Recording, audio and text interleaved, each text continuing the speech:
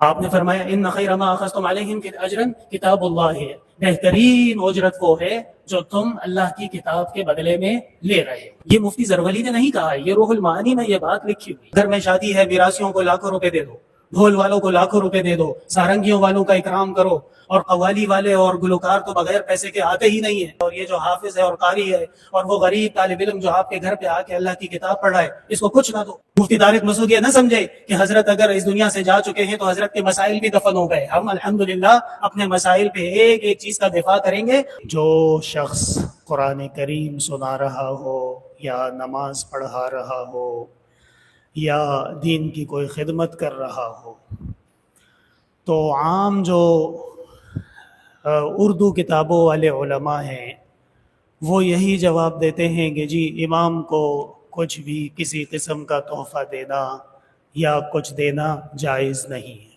ابھی کچھ دنوں پہلے مفتی طارق مسعود سے کسی نے پوچھا کہ جی قرآن کریم سنانے والے کو کچھ دینا کیسا ہے، تو انہوں نے جواب دیا کہ قرآن کریم سنانے والے کو کچھ دینا ناجائز ہے۔ اور پھر ساتھ میں یہ بھی کہا کہ مفتی زرولی صاحب بڑے آدمی تھے، احترام کے قابل تھے، لیکن یہ مسئلہ ان کا غلط ہے۔ تو مفتی طارق مسعود صاحب ٹھیک ہے، وہ عوام کے ایک مصلح ہیں اور مختلف مقامات پہ وہ تقریریں کرتے رہتے ہیں، لیکن ان کا ہر مسئلہ صحیح ہو یہ بات ٹھیک نہیں ہے۔ اور اصل مسئلہ کچھ الگ ہے، وہ یہ ہے کہ علماء کی دو قسمیں ہیں۔ ایک عالم وہ ہوتا ہے جو اردو کتابوں پہ کام چلاتا ہے اور جو سامنے آ گیا بس دیکھ لیا، پڑھ لیا، لوگوں کو بتا دیا۔ یہ علماء ایسے علماء ہیں جو راسخ فی العلم نہیں ہیں۔ اور کچھ علماء ایسے ہوتے ہیں کہ جو صرف اردو سرسری فتاوی پہ کام نہیں چلاتے، بلکہ ان کی تفسیر پہ بھی نظر ہوتی ہے، حدیث پہ بھی نظر ہوتی ہے، فقہ پہ بھی نظر ہوتی ہے، اور وہ ان تمام دلائل کو یکجا کر کے اس کے بعد پھر وہ فیصلہ کرتے ہیں کہ مسئلے کا جواب کیا ہے۔ تو مفتی طارق مسعود کو بھی اور اسی طرح تمام وہ لوگ جو سمجھتے ہیں کہ قرآن کریم کی خدمت کرنے والے کو کچھ دینا جائز نہیں ہے، ان کی خدمت میں کچھ دلائل عرض کر رہا ہوں، آپ کی توجہ مطلوب ہے۔ سب سے بڑی دلیل کیا ہے؟ کہتے ہیں کہ جی اللہ تعالیٰ نے قرآن کریم میں کہا ہے کہ وَلَا تَشْتَرُوا بِآيَاتِي ثَمَنًا قَلِيلًا، کہ میری آیتوں کو تھوڑے پیسوں کے بدلے نہ بیچو۔ اور کہتے ہیں کہ اس کا مطلب یہ ہے کہ کسی نے نماز پڑھا دی یا کسی نے تراویح سنا دی یا کسی نے بچے کو قرآن پڑھا دیا یا آپ کے گھر پہ آ کے اس نے سپارہ پڑھ لیا، تو کہتے ہیں کہ اس کو کوئی چیز دینا جائز نہیں۔ ہمارے والد صاحب رحمۃ اللہ علیہ فرماتے تھے کہ حافظ غریب سارا دن سپارہ پڑھتا ہے، یاد کرتا ہے، دہراتا ہے، روزے میں اس کا منہ سوکھ جاتا ہے، مغرب میں وہ پھر تراویح کی تیاری کرتا ہے، عشاء کے بعد وہ سپارہ سناتا ہے، اور مفتی طارق مسعود اس کے پیچھے خنجر لے کے کھڑا ہے کہ اس کو کچھ دے دیا تو گناہ ہے۔ لا حول ولا قوت الا باللہ العلی العظیم۔ یہ بات بالکل غلط ہے۔ میرے محترم بھائیوں، تفسیر میں بڑے بڑے لوگ گزرے، اور انہی مفسرین میں ایک بہت بڑے آدمی علامہ آلوسی بغدادی گزرے۔ علامہ آلوسی بغدادی نے روح المعانی کے نام سے تفسیر لکھی ہے، اور ہمارے والد صاحب رحمۃ اللہ علیہ فرماتے تھے کہ اس کے مقابلے کی تفسیر امت میں آج تک کسی اور نے نہیں لکھی ہے۔ وہ فرماتے ہیں روح المعانی پارہ نمبر 1 صفحہ نمبر 243، وقد صح انہم قالوا یا رسول اللہ انا ناخذ علی التعلیم اجرا فقال ان خیر ما اخذتم علیہ اجرا کتاب اللہ وقد تضافرت اقوال العلماء فی جواز ذلک۔ علامہ آلوسی کہتے ہیں کہ یہ بات ثابت ہو چکی ہے کہ صحابہ نے رسول اللہ صلی اللہ علیہ وسلم سے پوچھا تھا کہ اللہ کے رسول، ہم اللہ کی کتاب کے بدلے میں اجرت طلب کرتے ہیں، کیا یہ ہمارے لیے جائز ہے؟ آپ نے فرمایا ان خیر ما اخذتم علیہم اجرا کتاب اللہ ہے، بہترین اجرت وہ ہے جو تم اللہ کی کتاب کے بدلے میں لے رہے. یہ مفتی زرولی نے نہیں کہا ہے، یہ روح المعانی میں یہ بات لکھی ہوئی. تارہ نمبر 1 صفحہ نمبر 245. مفتی صاحب گھومنے پھرنے سے فارغ ہوں گے تو کتاب پڑھیں گے وہ. اب اس کے بعد آگے آ جائیے. بخاری شریف میں اور ابو داؤد میں اور تمام صحاح ستہ کے اندر حدیث موجود ہے. کیا؟ حضرت عمر ابن سلمہ رضی اللہ تعالی عنہ جلیل القدر صحابی، ان کو امام بنا دیا تھا، اور یہ عمر میں چھوٹے تھے، اور یہ عجیب امام تھے کہ ان کے پاس قمیص نہیں تھی. آج کل ہم کپڑے بڑے شوق سے پہنتے ہیں اور آسانی سے پہنتے ہیں، لیکن آپ میں جو تاریخ پڑھ چکے ہیں وہ جانتے ہوں گے کہ زمانہ قدیم میں کپڑا نایاب چیز تھی. عمر ابن سلمہ قوم کے امام بنے اور اس کے پاس قمیص نہیں تھی. پھر کیا ہوا؟ آپ صلی اللہ علیہ وسلم نے ان کی قوم سے کہا کہ سب مل کے اس کے لیے قمیص کا انتظام کرو، اور سب نے مل کے چندہ کیا اور عمر ابن سلمہ کے لیے قمیص خرید لی.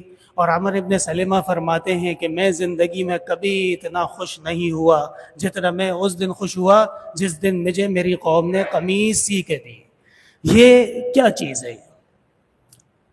جو لوگ کہتے ہیں کہ ہرگز امام کو کچھ نہیں دینا، گھر میں شادی ہے میراثیوں کو لاکھوں روپے دے دو، ڈھول والوں کو لاکھوں روپے دے دو، سارنگیوں والوں کا اکرام کرو، اور قوالی والے اور گلوکار تو بغیر پیسے کے آتے ہی نہیں ہیں، سارا پیسہ ان کو دے دو، اور یہ جو امام ہے اور یہ جو محتمم ہے اور یہ جو حافظ ہے اور قاری ہے اور وہ غریب طالب علم جو آپ کے گھر پہ آ کے اللہ کی کتاب پڑھ رہا ہے، اس کو کچھ نہ دو. یہ سازش ہے، یہ بہت بڑی سازش ہے. اور میرے محترم بھائیوں، ہمارے والد صاحب فرماتے تھے کہ انگریز نے ہندوستان کے اندر جب علماء سے تنگ آ کر سازشیں شروع کی تو اس نے یہ شگوفہ بھی چھوڑا کہ یہ سارے علماء حرام خور ہیں. اور جب اب مسلمان کے دل میں یہ بات آ جائے کہ میرا امام حرام خور ہے، یہ قاری صاحب حرام خور ہے، یہ مفتی صاحب حرام خور ہے، تو وہ اس کا مسئلہ کیا سنے گا؟ وہ اس سے سیکھے گا کیا اور وہ اس سے سمجھے گا کیا؟ حالانکہ ایسا نہیں ہے. ایک طرف عمر ابن سلمہ ہے اور دوسری طرف انگریز کی سازش ہے. اب آپ خود دیکھ لیجئے. اچھا جی، یہ بات واضح ہو گئی.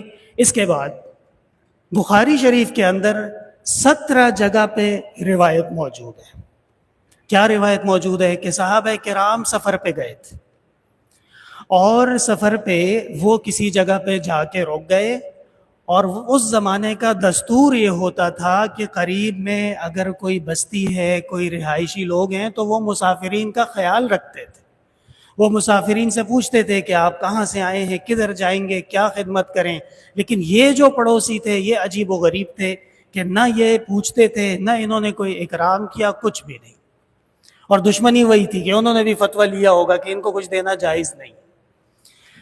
اللہ کا کرنا ایسا ہوا کہ اس قبیلے کے سردار کو سانپ نے ڈس لیا، اور بہت کوششیں کی گئیں کہ وہ ٹھیک ہو جائیں، لیکن وہ ٹھیک ہونے کا نام نہ لے.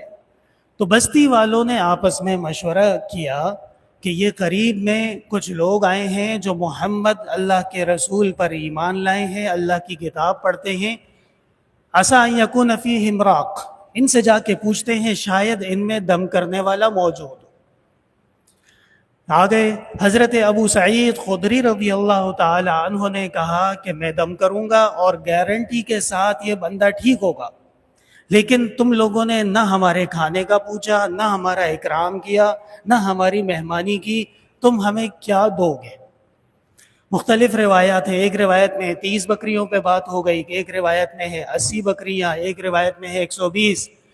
علماء نے تطبیق کی ہے کہ 30 بڑی تھیں اور 1 سال کے بچے وہ 80 تھے، اور جو چھوٹے چھوٹے ملا لو تو وہ 120 تھے. 3 دن حضرت ابو سعید خدری رضی اللہ تعالی عنہ نے صبح اور شام سورۃ فاتحہ جا کے دم کی، اور 3 دن بعد وہ بندہ بالکل ٹھیک ہو گیا. حضرت کو انعام مل گیا. صحابہ نے کہا کہ یہ انعام ٹھیک نہیں ہے، اس لیے کہ آپ نے اللہ کی کتاب پڑھی ہے اور اس کے بدلے میں آپ کو یہ بکریاں ملی ہیں، یہ تو حرام ہے. حضرت ابو سعید نے فرمایا مدینہ چلتے ہیں. مدینہ منورہ پہنچ گئے، آپ صلی اللہ علیہ وسلم کی خدمت میں پہنچ گئے. اور آپ کے سامنے مسئلہ پیش کیا کہ حضرت ہم کہیں سفر میں تھے، ہم نے کسی کو دم کیا اور اس کے بدلے میں ہم نے 120 بکریاں لے لیں، یہ ہمارے لیے حلال ہیں یا ہمارے لیے حرام ہے؟ اس کے جواب میں آپ صلی اللہ علیہ وسلم نے فرمایا ان خیر ما اخذتم علیہ اجرا کتاب اللہ، بہترین بدلہ وہ ہے جو تمہیں اللہ کی کتاب کے بدلے میں دیا جا رہا ہے۔ بخاری شریف میں 17 جگہ یہ روایت موجود ہے اور اس کے علاوہ صحاح ستہ میں بے شمار جگہ موجود ہے۔ اور محقق عالم کی نشانی یہ ہوتی ہے کہ وہ اردو فتاوی دیکھ کے فتوے نہیں دیتا، بلکہ وہ حدیث اور تفسیر اور اس کی تمام تطبیقوں کو ساتھ ساتھ کر کے دیکھتے ہیں۔ اسی طرح اسی حدیث کی تشریح میں میرے محترم بھائیوں بات تھوڑی تفصیلی ہے، لیکن یہ مسئلہ تفصیل کے ساتھ سمجھانا ضروری ہے۔ اسی حدیث کی تشریح میں علامہ حافظ ابن حجر جو بخاری کے سب سے بڑے شارح ہیں، انہوں نے فتح الباری جلد 4 صفحہ نمبر 530 میں کہا ہے وَاسْتَدَلَّ الْجَمْهُورُ فِي جَوَازِ أَخْذِ الْأُجْرَةِ عَلَى تَعْلِيمِ الْقُرْآنِ۔ امام صاحب حافظ ابن حجر نے اسی حدیث کے نیچے فرمایا کہ جمہور نے استدلال کیا ہے کہ قرآن کے بدلے میں، قرآن کی تعلیم کے بدلے میں، قرآن کے سننے کے بدلے میں اجرت لینا جائز ہے۔ حافظ ابن حجر کوئی عام آدمی نہیں ہے، آپ علماء سے جا کے پوچھئے، ان کو یہ کتاب کا نام بتائیں کہ فتح الباری کے اندر جلد 4 صفحہ 530 پہ یہ بات لکھی ہے، جو جواب دیں گے وہ جواب ہمیں آ کے آپ دے دیجئے۔ اسی طرح بخاری شریف کے اندر قال حکم، امام حکم جو تھے انہوں نے بھی فرمایا ہے کہ کتاب اللہ کے بدلے میں انعام و اکرام جائز ہے۔ امام شعبی حدیث کے امام بہت بڑے گزرے ہیں، وہ فرماتے تھے کہ شرط کے بغیر کتاب اللہ پڑھنے والے کو کسی نے انعام دیا تو وہ منع نہ کرے، وہ لے لے۔ امام حسن بصری کسی تعارف کے محتاج نہیں، بہت بڑے فقیہ اور محدث، وہ بھی فرماتے ہیں کہ بغیر شرط کے اگر کتاب اللہ پڑھنے والے کو کچھ دے دیا جائے تو وہ جائز ہے۔ ابن سیرین جو حدیث اور خوابوں کے امام ہیں، انہوں نے بھی اس قول کا ساتھ دیا ہے۔ اسی طرح روح المعانی علامہ آلوسی بغدادی جن کا ہم نے پہلے ذکر کیا، سورہ حشر میں فرماتے ہیں کہ حضرت عمر رضی اللہ تعالی عنہ اپنی خلافت میں اماموں کو، مؤذنوں کو، مسجد کے خادموں کو، قرآن کے معلمین کو تنخواہ دیتے تھے، اجرت دیتے تھے، اور جو نہیں تنخواہ لیتا تھا اس کو معزول کر دیتے تھے کہ یہ پابندی نہیں کرے گا۔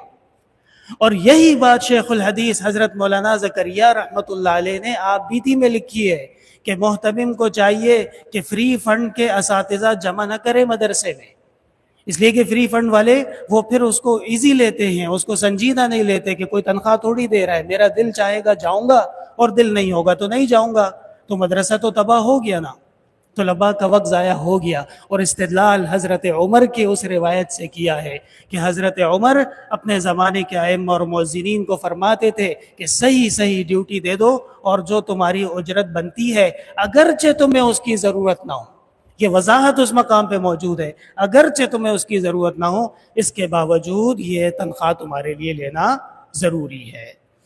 اسی طرح ہدایت جلد 3 صفحہ نمبر 301 صاحب ہدایہ فرماتے ہیں وَبَعْضُ مَشَائِخِنَا اسْتَحْسَنُوا الِاسْتِجَارَةَ عَلَى تَعْلِيمِ الْقُرْآنِ الْيَوْمَ لِأَنَّهُ ظَهَرَ التَّوَانِي فِي الْأُمُورِ الدِّينِيَّةِ فَفِي الْإِمْتِنَاعِ تَضْيِيعُ حِفْظِ الْقُرْآنِ وَعَلَيْهِ الْفَتْرُ۔ صاحب ہدایہ فرماتے ہیں کہ اب جو جمہور علماء اور بعض مشائخ ہیں وہ کہتے ہیں کہ قرآن کے بدلے میں اگر کسی کو کوئی انعام و اکرام دے دیا جائے تو یہ بالکل ٹھیک ہے، لِأَنَّهُ قَدْ ظَهَرَ التَّوَانِي فِي الْأُمُورِ الدِّينِيَّةِ، اس لیے کہ دینی امور میں سستی پیدا ہو رہی ہے۔ لوگ ویسے ہی بہانہ کرتے ہیں، آپ اوپر سے فتویٰ دے دیں کہ امام کو کچھ دے دیا تو جہنم کا دروازہ آپ کا منتظر ہے، تو وہ تو بولے گا شکر ہے جان چھوٹی۔ اور نتیجہ کیا نکلتا ہے کہ آج ائمہ کا پوچھنے والا کوئی بھی نہیں ہے، آج مؤذنین کا پوچھنے والا کوئی بھی نہیں ہے، آج مدارس دینیہ کا پوچھنے والا کوئی بھی نہیں ہے۔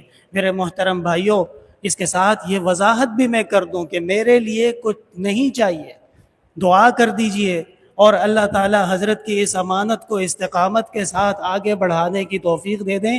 میری زندگی کا سب سے بڑا مقصد یہی ہے۔ لیکن مفتی طارق مسعود یہ نہ سمجھے کہ حضرت کا ممبر آج خاموش ہو چکا ہے۔ مفتی طارق مسعود یہ نہ سمجھے کہ حضرت اگر اس دنیا سے جا چکے ہیں تو حضرت کے مسائل بھی دفن ہو گئے۔ ہم الحمدللہ اپنے مسائل پہ ایک ایک چیز کا دفاع کریں گے اور دلائل سے مفتی صاحب کو بتائیں گے۔ مفتی صاحب کتاب تو پڑھیے۔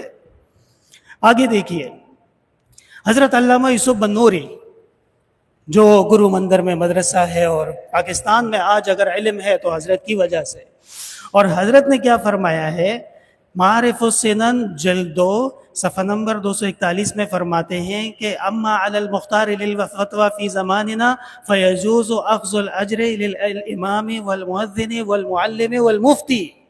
علامہ یوسف بنوری وہ فرماتے ہیں کہ اس زمانے کے اندر امام کے لیے بھی اجرت لینا جائز ہے، مؤذن کے لیے بھی اجرت لینا جائز ہے، قرآن کے معلم کے لیے بھی اجرت لینا جائز ہے، اور مفتی کے لیے بھی اجرت لینا جائز ہے۔ اب لطیفہ دیکھیے کہ باقی سب حلال ہے، مفتی صاحب کی اپنی تنخواہ حلال ہے، مدرسے کا کوئی محتمم ہے وہ بھی کہتا ہے کہ میری تنخواہ حلال ہے، اور مدرسے میں بڑے بڑے ناظمین ہیں اور حکومت سے کروڑوں روپے کا چندہ مل رہا ہے، وہ سب حلال ہے۔ ایک قصوروار وہ قاری صاحب ہے جس نے تراویح پڑھائی ہے، کہتے ہیں اس کو کچھ مت دینا ورنہ یہ ناجائز ہے۔ یہ بات ٹھیک نہیں ہے۔ اسی طرح فتح القدیر جلد 8 صفحہ نمبر 40 میں بھی یہ وضاحت موجود ہے کہ متفق علیہ یہ فتویٰ نہیں ہے کہ اجرت دینا جائز نہیں ہے۔ اسی طرح بحر الرائق جلد 8 صفحہ نمبر 19 پہ بھی یہ بحث موجود ہے۔ مبسوط سرخسی جلد 16 صفحہ نمبر 37 پہ بھی یہ بحث موجود ہے۔ فتاوی قاضی خان جلد 2 صفحہ نمبر 325 پہ بھی یہ بحث موجود ہے۔ عالمگیری جلد 4 صفحہ نمبر 448 پہ بھی یہ بحث موجود ہے۔ رسائل ابن عابدین جو شامی کہلاتے ہیں ان کی جلد 1 صفحہ نمبر 160 پہ بھی یہ بات موجود ہے۔ فتح الباری جلد 4 صفحہ نمبر 530 جو میں نے پہلے ذکر کیا اس میں بھی یہ بات موجود ہے۔ بنایا جو ہدایہ کی شرح ہے جلد 7 صفحہ نمبر 942 پہ بھی یہ بحث موجود ہے۔ اور فیض الباری حضرت مولانا محمد انور شاہ کشمیری رحمۃ اللہ علیہ وہ تو فرماتے ہیں کہ غلطی فقہا سے ہوئی۔ کیا غلطی ہوئی ہے کہ یہ جو امام یا مؤذن یا قرآن کے قاری کو آپ ہدیہ دے رہے ہیں یہ اجرت نہیں ہے، یہ ہدیہ ہے، یہ اکرام ہے، یہ اس کی تعظیم ہے۔ کاش کہ ہمارے علماء یہ مسئلہ اجرت میں نہ لکھتے تو آج یہ پریشانی نہ ہوتی۔